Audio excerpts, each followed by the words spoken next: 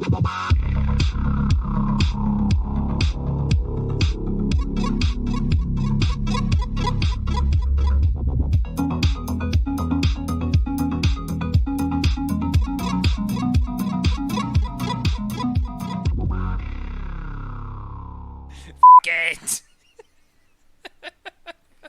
and welcome to the Lucky Frog Gaming Podcast.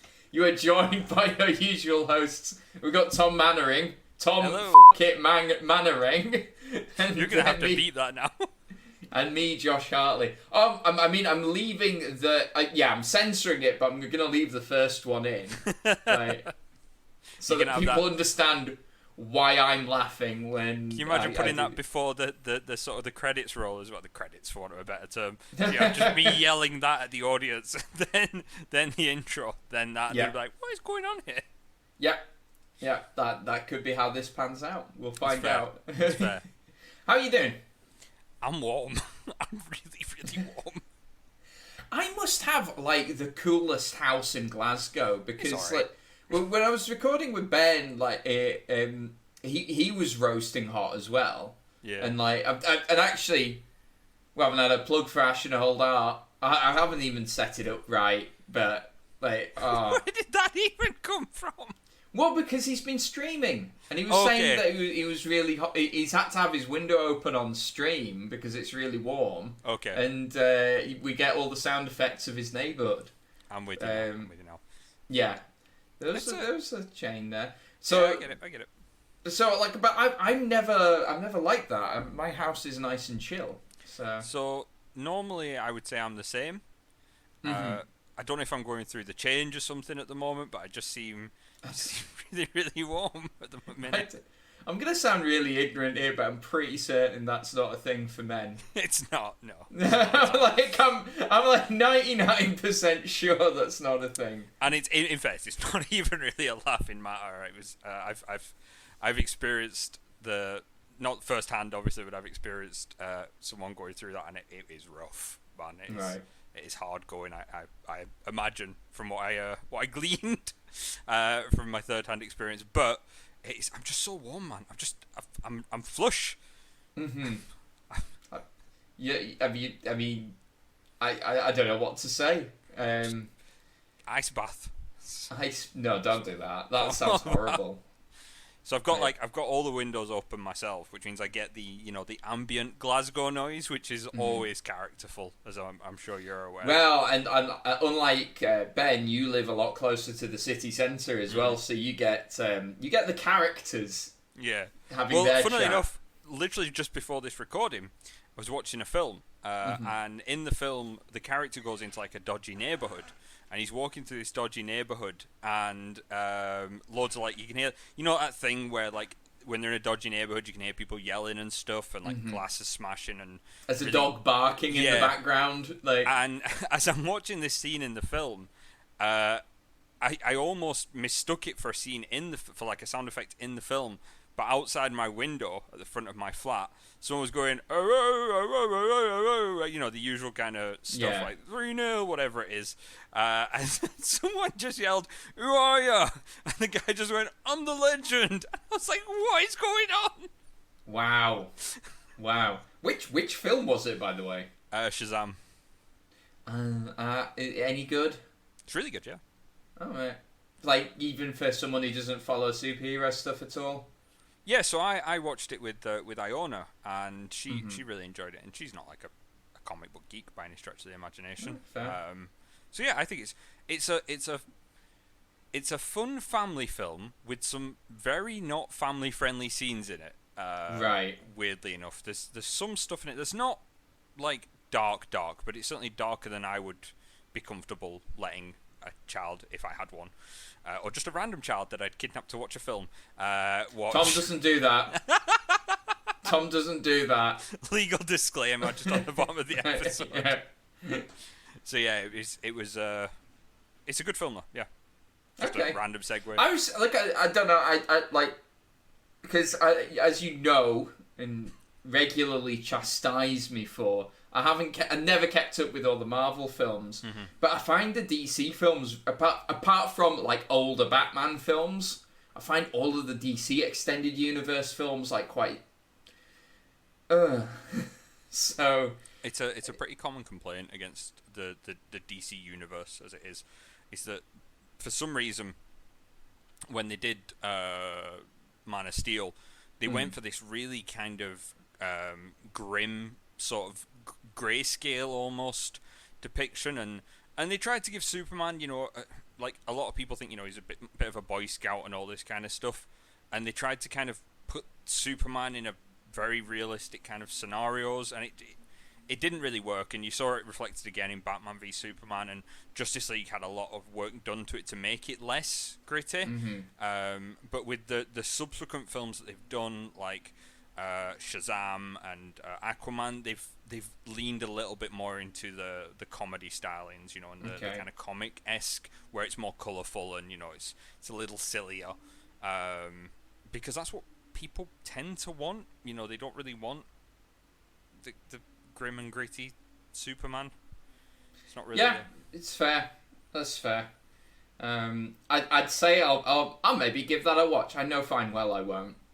So I'm not even going to pretend. How are you today, anyway? Yeah, I'm all right. I can say this on the podcast. I've got big real life news to report on. You do. I have accepted an offer on my flat. So this is the first property I've ever sold. So a bit of a surreal moment. So yeah, I'm going to be. I had it confirmed earlier this year that I can work from home permanently. So I'm going to move back down to the county I'm from, Cumbria, so I can be a bit closer to my family. Don't worry, you're not getting rid of me that easily. We're still very much... I mean, we've been recording the Unlucky Frog Gaming podcast over the internet for like the past 18 months, near enough anyway. So yeah. We've very much changed the way we do things, because I remember back when I first started recording with you guys, which was episode 7.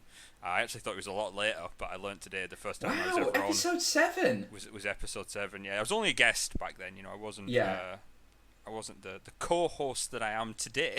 But back then, yeah, my first one was episode 7, and I remember me, you, and Ben like huddled in Ben's spare bedroom, like around a single mic kind of thing. It's a bit different nowadays. I do not go back and listen to like our really early episodes. How painful is it?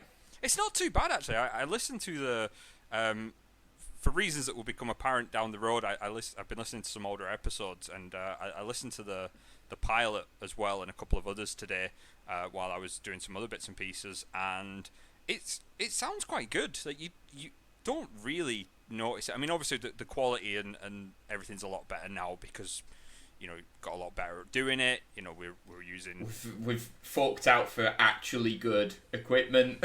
Yeah. So so there's certainly an increase in that. But I mean, I was listening to the pilot episode, which I actually thought would have a lot more fanfare at the start of it, but it really isn't. Like you launch into it like it was just another episode. There's no welcome to the podcast, this is what it's going to be about. There's nothing like that. You start talking, and the first thing you do, which I did find quite funny, you open the episode bitching about Games Workshop.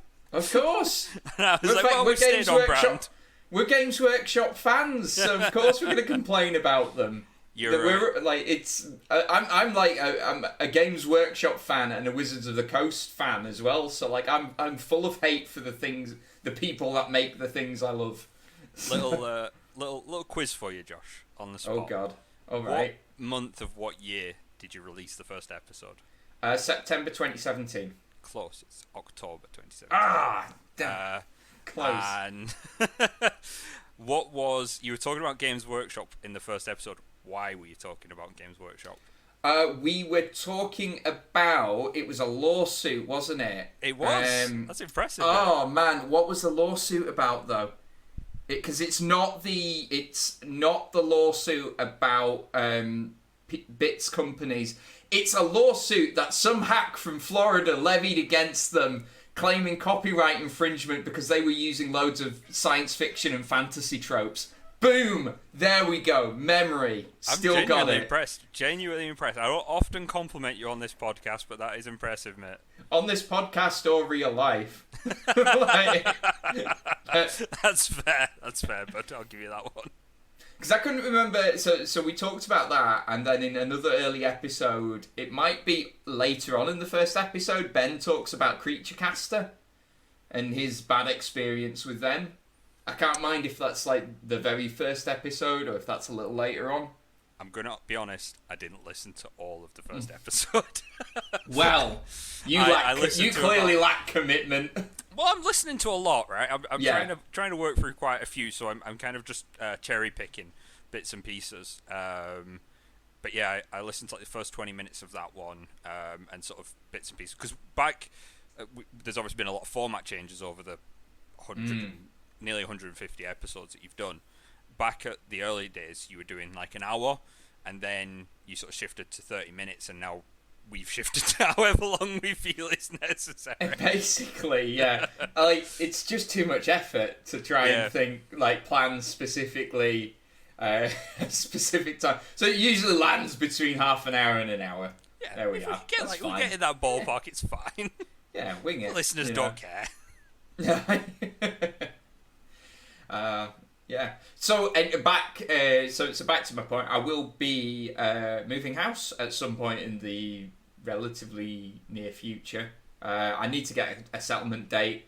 Given how long it takes solicitors to get things sorted, I think it'll be like late in the summer, maybe autumn by the time I'm actually moving. But I'm gonna my brother, shout out Oscar if you're listening, is let me stay with him for a little bit while I shop for a new house in sunny Carlisle. So, sorry to hear that, Oscar. That's going to be rough on you, mate. Hey, I'm a delight. Yep, you're something. Right.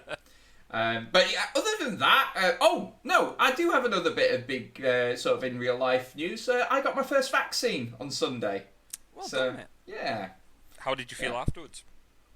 Yeah, not too bad. I'm on Team Pfizer. And I was a little sniffly. The weird side effect that I've had. This is probably too much information, but I'm going to say anyway. I'm within the 1% of people that get a swollen armpit when I had my vaccine, which not painful, just a bit weird. Yeah.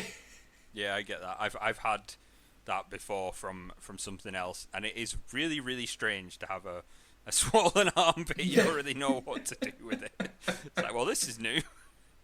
I'm true to form. I'm contrary to you. I'm AstraZeneca. So my first one, which I had a few months back, was rough. Like, I wasn't as rough as I've heard some people have been. I was sort of the morning after, until about maybe 2 o'clock. I was kind of hungover. I had my second one on Monday just there. And I was fine the next day, no issues at all aside from a slightly sore arm. So I had it on Monday, fine on Tuesday, fine on Wednesday. Today, my nose just started like running, just like torrent, like gushing like a waterfall. I'm not joking, right? This is a little bit gross. So if you're not into gross stuff, don't listen for a few seconds. I bent over. I was putting some books back on the bookshelf.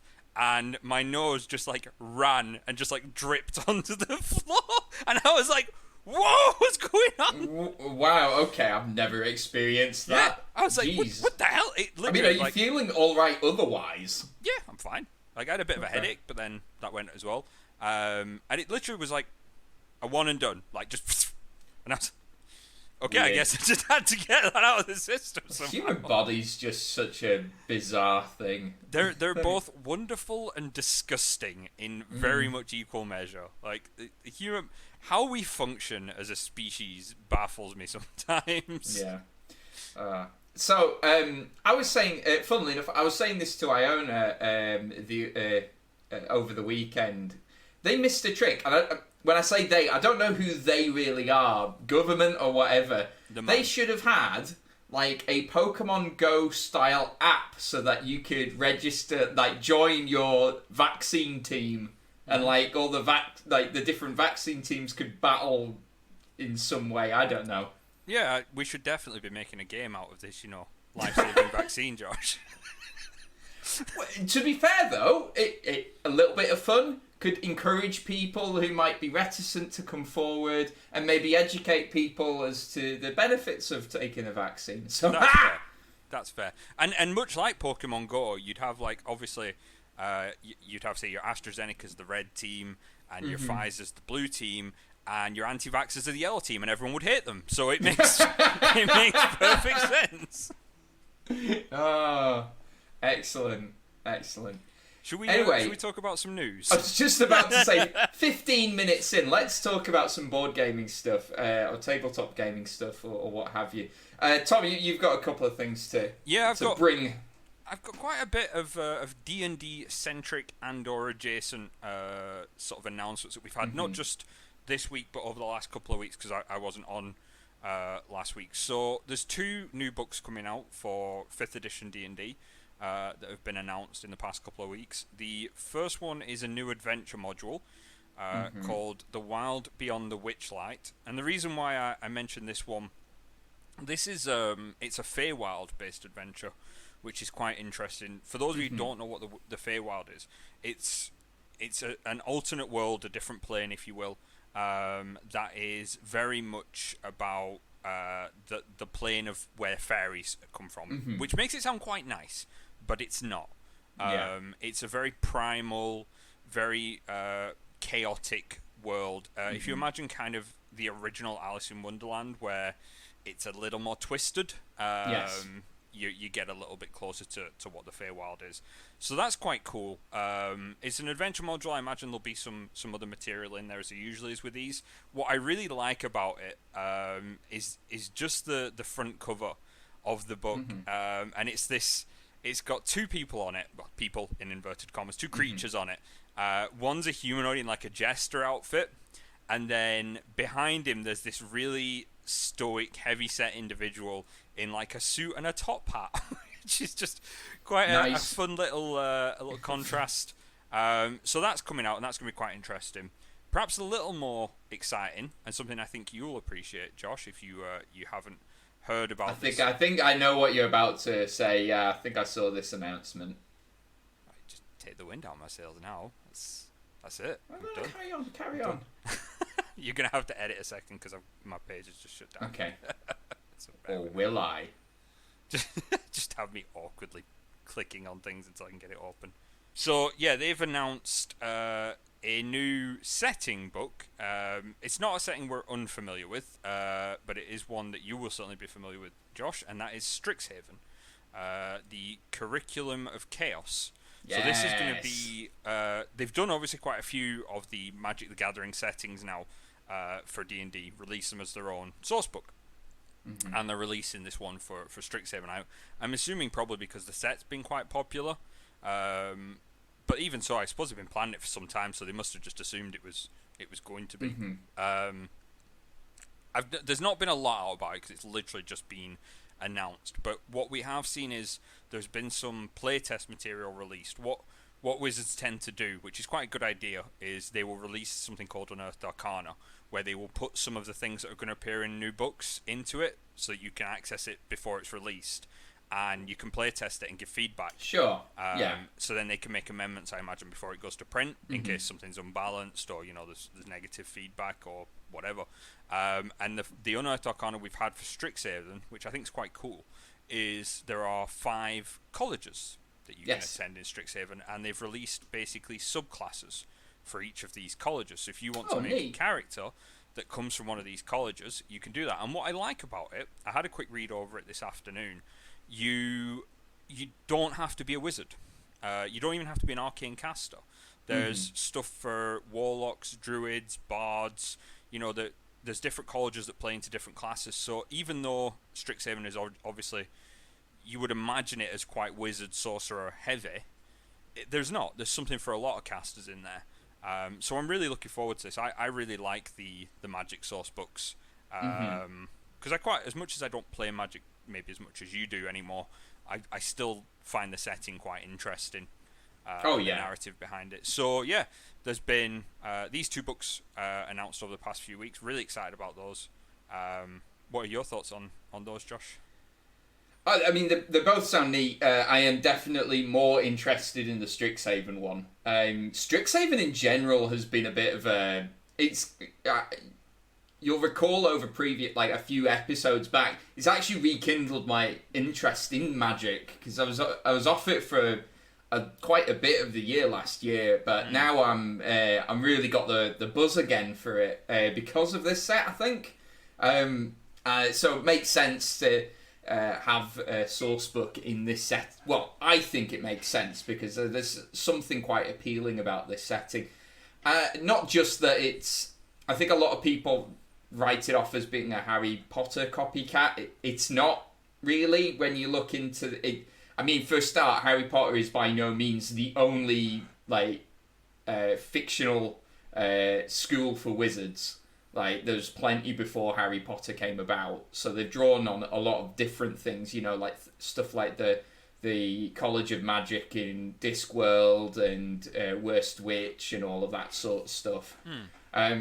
It feels more like, imagine if wizards and druids and sorcerers and the like all went to like an American college, right? And they had dorm rooms and that sort of stuff. That's the kind of vibe I get from Strixhaven. So that appeals to me.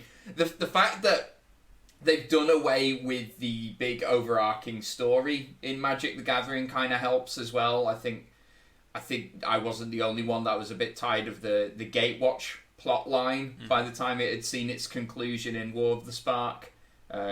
So I'm, as a sort of, it almost feels like quite a light-hearted setting, which I like. I think that's a good mode for Magic the Gathering.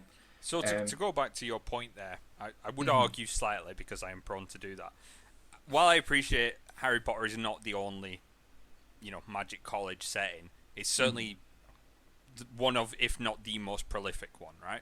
Yeah, it's the one that comes to people's minds. Yeah, and I would say I think there's been some clever marketing stroke decision making on Wizards' parts here, because if you look at like where Wizards get the majority of their money from on Magic, it's not like teenagers and stuff. It's from people our age that have disposable income to spend on pieces of paper and card, right? So the people that enjoyed Harry Potter as children and teenagers are now reaching kind of our age or not too far from it, where they have this disposable income, and then you've got this setting that kind of rings that nostalgia bell. I think there's been a little bit of a this is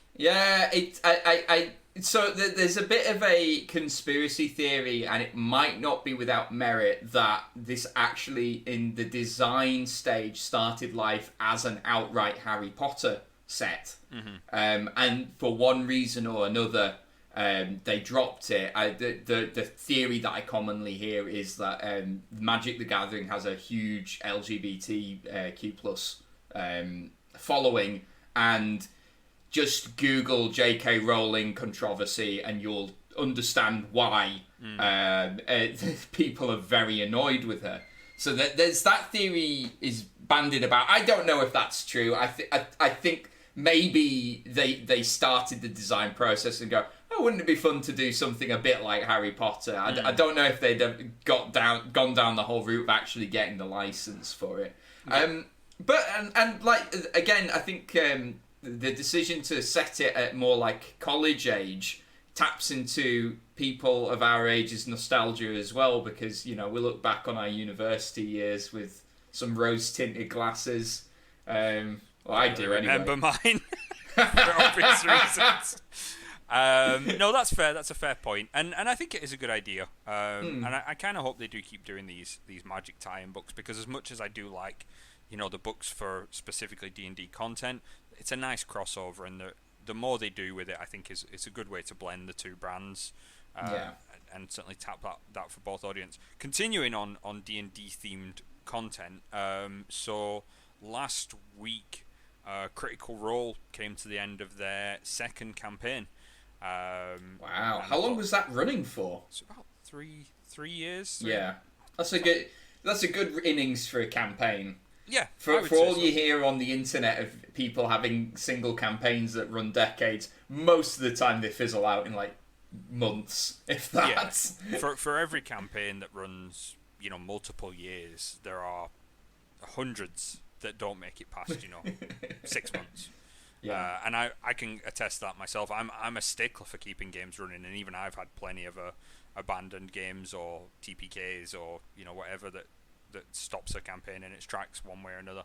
But it was on that note. There was a bit of online controversy, and I do sort of finger quotes for that because I can confirm for the listeners that Tom is doing air quotes while he's saying that. It's because I just think online controversy is just ridiculous. It's keyboard warriors at their best, and it was basically this a bit of backlash because they ended the campaign. So it did come a little bit out of left field. I won't lie. Even I was a bit like, "What? It's ending? That's quite sudden," because it was just kind of announced 2 weeks before it happened. And it got the story got a full wrap up. The major plot points were closed off in what I felt was a really good way. But a lot of people kind of were like, "Oh, they're only level 15. There's still, plenty of levels to go. There's still some stories that haven't quite been finished up." And there were a few subplots and minor character bits that maybe hadn't been fully explored. But I was talking to a friend of mine about it, and I said, well, I kind of feel like it was the right decision because they had covered off all the major plot beats, and I don't feel that every story, every element of a story needs to be closed off or needs to be explained. Sometimes it's nice to have some threads that can be picked up elsewhere. Well, in the context of running a D&D game, it's nice to have those threads because if people ever want to revisit those characters, that gives the GM something to create maybe a one shot out of, right? Yeah. Tidying that little bit up. Exactly, and this is stuff they have done with the previous campaign as well. They've done some threads that were picked up in one shot adventures. These big events they do. But it ties into an interesting point, and I will come back to Critical Role in a minute, but I was watching a film the other day, and it's a film called Yesterday. I don't know if you've seen it. It's about the Beatles stop existing. Do you know, I have never watched it, and the Beatles are one of my favourite bands, so I should watch it. Okay. I don't know, the premise just seems a little dumb, but I really enjoyed it, right? So right, I have no interest in the Beatles at all. I'm aware of them. I think they've done some good music, but I'm not a big fan. But without spoiling anything, the whole film plays out, and there's this premise that the Beatles never existed, but one person still remembers them, or at least one person still remembers them. And one thing I really enjoyed about the film was it never explains it. It never actually explains why that happens. Even when the film ends, the character doesn't really even question it. It's just sort of that's weird.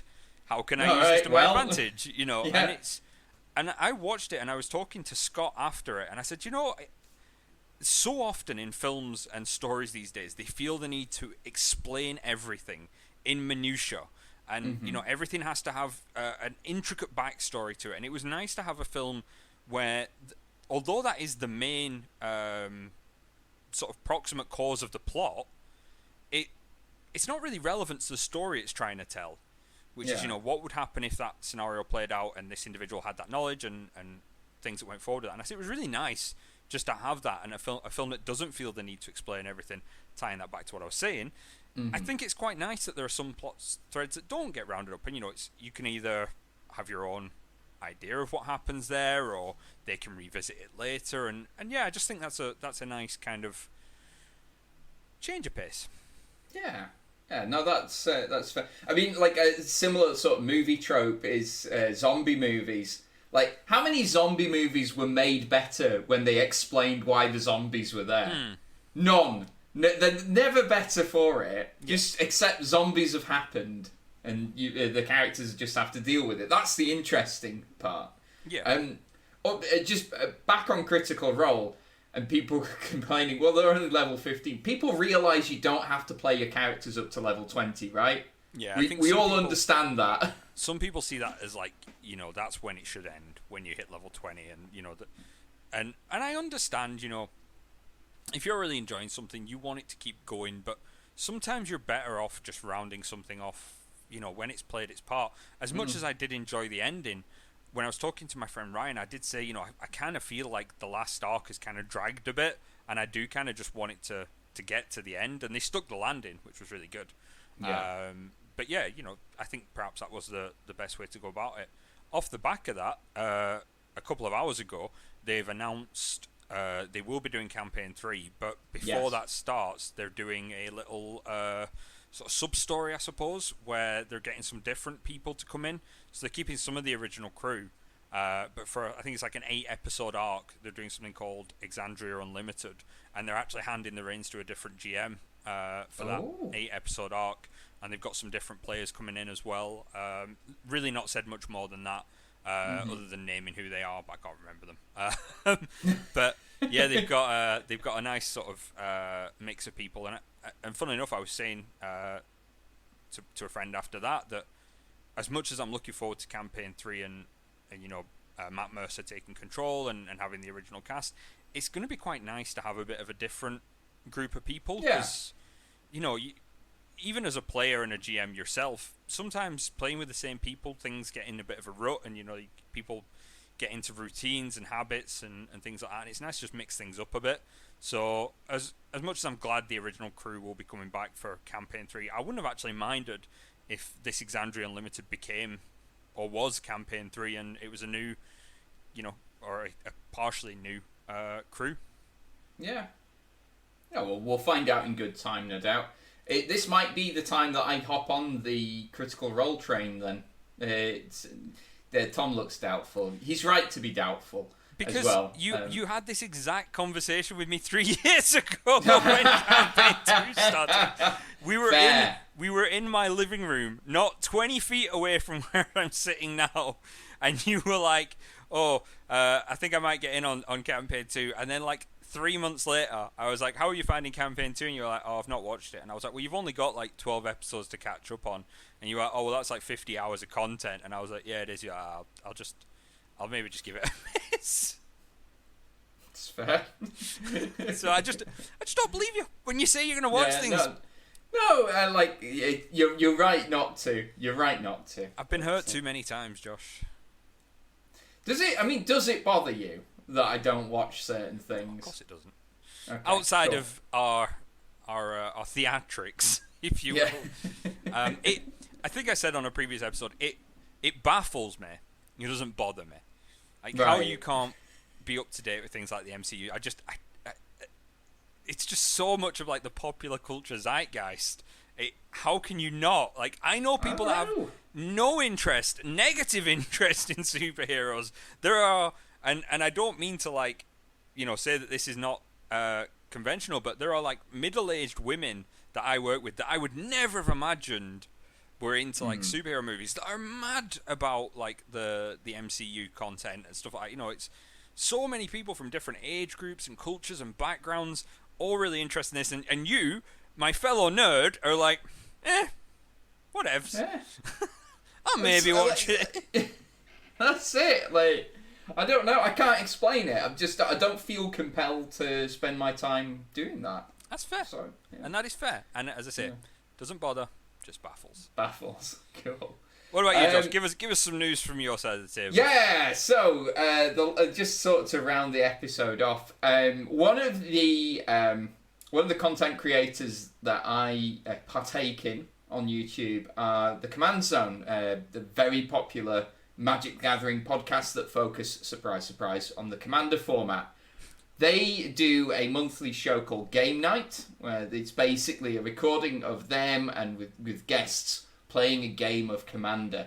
They've had some relatively well-known people sort of within the nerdverse, the nerd sphere maybe was a better word for that, but whatever.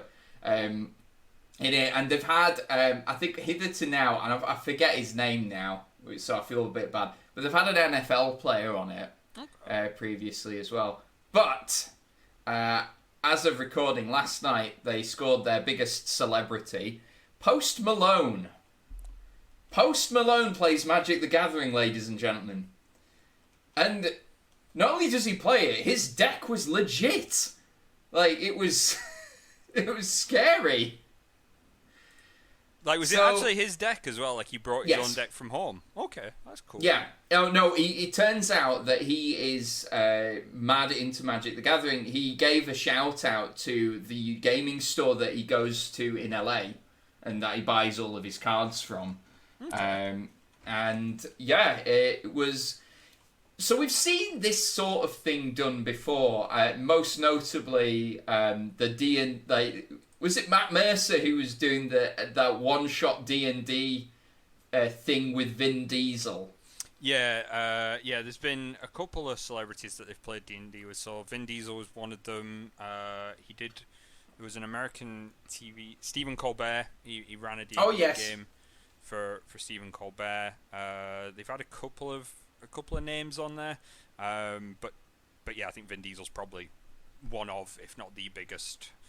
I think there was a D&D game where the Big Show from WWE was in it as well. Oh, nice. That was random. But yeah, there's been a few celebs.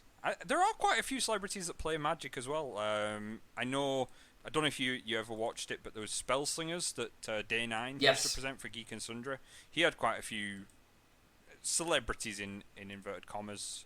I think Joseph Gordon-Levitt. I was just about to say Joseph Gordon-Levitt's like the one that comes to mind. Felicia Day as well plays Magic the Gathering, and I'm sure I'm forgetting. Brandon Ruth plays it as well. Seth Rogen plays it as well. So there are a few names out there, but that's pretty cool. I don't really know Post Malone that well. I was just about to say I don't think I could name a song by him. Is it bad that when it's Post Malone, I first thought, oh, that's the guy who did some Nirvana covers a little while back. See, I know him as and tying back to what we were talking about earlier, he did one of the songs for Into the Spider-Verse, the animated Spider-Man film. Well, apparently, is he not a big Pokemon fan as well? Did he do some music for a recent Pokemon film? And was it Detective Pikachu by any chance? Might have been, yeah. Yeah. And he did. What I thought was really cool. Game Nights has a new theme tune now for its opening credits, and he's composed the music for it. Okay. So imagine how mad that would be. Like you've got your like little. I mean, they're not little anymore. The Command Zone is pretty damn huge as far as podcasts go. But, you've got your podcast and, our intro music's composed by Post Malone. I'd be interested to know, and you maybe know this from watching it, did they reach out to him or did he reach out to them?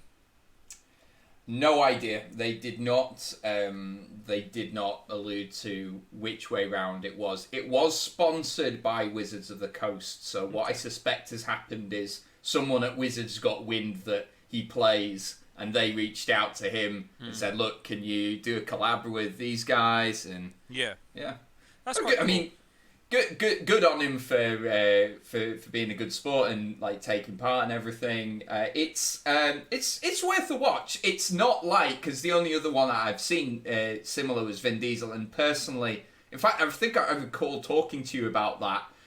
The Vin Diesel D&D is a little bit cringy because it feels like they're all fawning over him, which you probably would do if Vin Diesel was in the room with you, but. It was a tricky one to watch, right? And I don't think it's so much that they were fawning over him, although I certainly could see that read on it.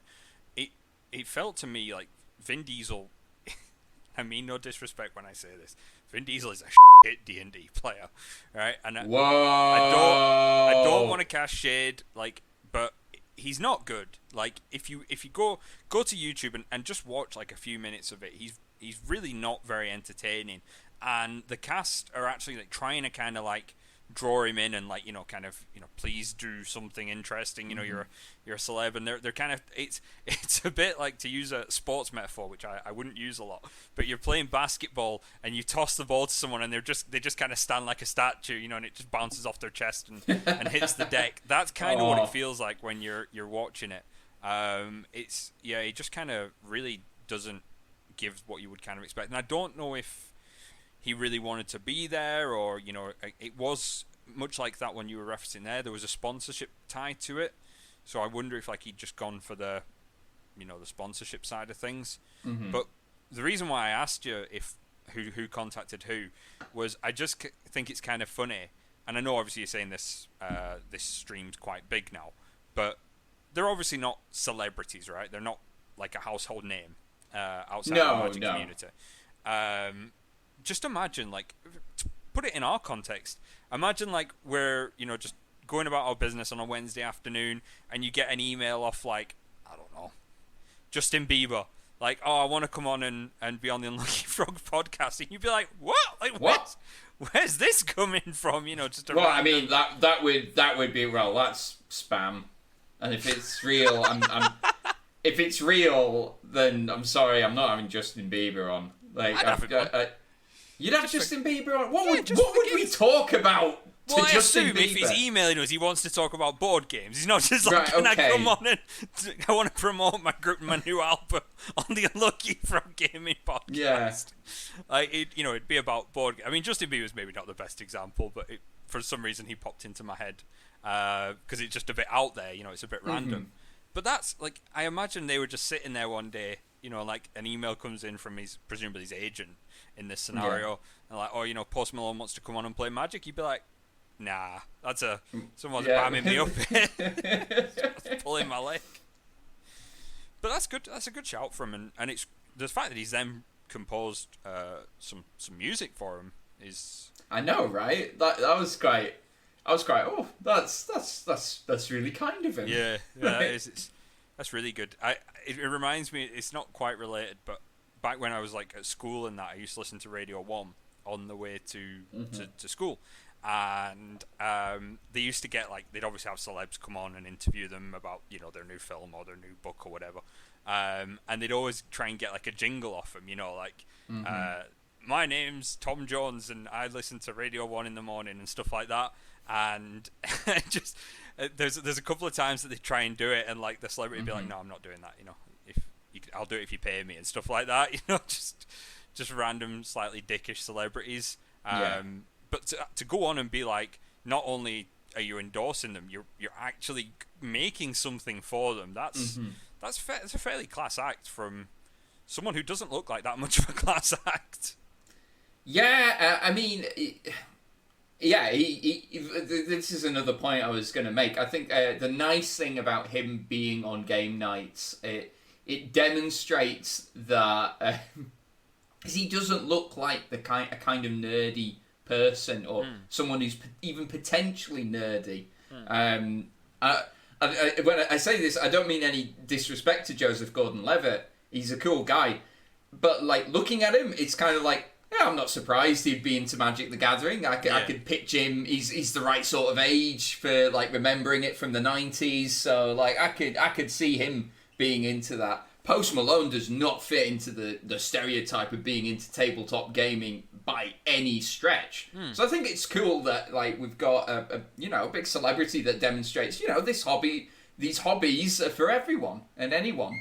And I think it's becoming more and more prevalent now, because I remember back in the day, like when I was a teenager and you found out like Robin Williams was into like D&D and Warhammer and stuff like that. And it was mind-blowing, you know, to have a celebrity say, especially someone of that caliber, to say, you know, I like this nerdy hobby that wasn't part of the niche community. And I mean, we didn't really have it back then because we didn't have the internet in the same way. So when you had like, you know, these big names coming out as, you know, being interested in these kinds of hobbies, it was mind-blowing. But now, because they're becoming more, I don't want to say mainstream, but kind of mainstream. Yeah. You're seeing more people coming out as being, you know, like Henry Cavill is a big gamer, you know, and he talks about that quite a lot, and more celebrities are showing affinity for things like D&D and World of Warcraft and Magic and board games and all this kind of stuff, which is great. You know, and I think it's stuff like that, not entirely, but certainly a portion of that has changed the perception.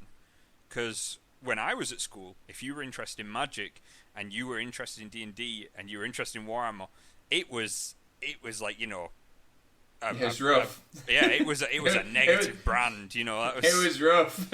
your brand was forever marked. You know, your card was marked. You were on the bottom of the social ladder, because, you know, you went into a classroom and played Magic the Gathering at lunchtime.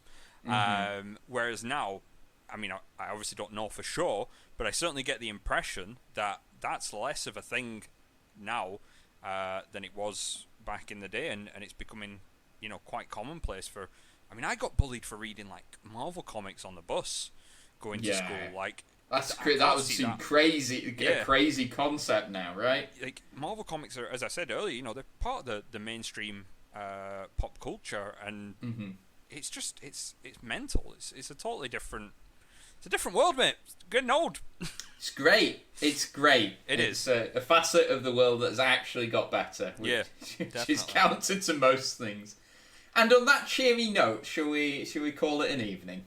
Yeah, why not? Let's end on a cheery note for a change. Yeah, right. Well, look, as always, guys, thank you very much for listening. And until next time, take care. Bye.